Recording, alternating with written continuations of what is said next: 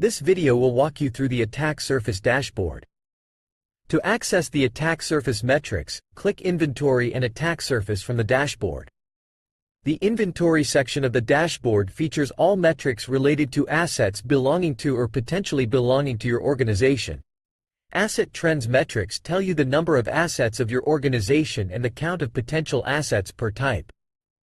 The asset trends are a useful way to see the evolution of the number of assets of your organization over time. It also makes the count of potential assets easily accessible in case there is something important you are missing from your inventory. Asset monitoring shows the ratio of the monitored assets. Ostorlab supports continuous and time-based monitoring with the ability to detect new releases and trigger a new scan automatically. The ownership metric shows you who owns your assets. The security posture allows you to understand your organization's strength and resilience compared to other organizations and industry best practices. The location metrics shows you the location of your assets.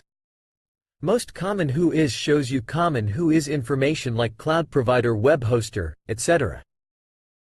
The Fingerprint and services metrics give a high-level overview of the most common tech stacks and exposed services.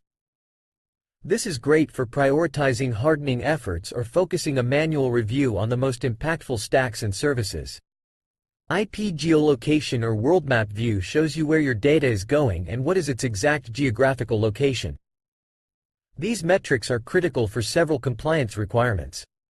The world map view helps you see the geographic location of all your assets.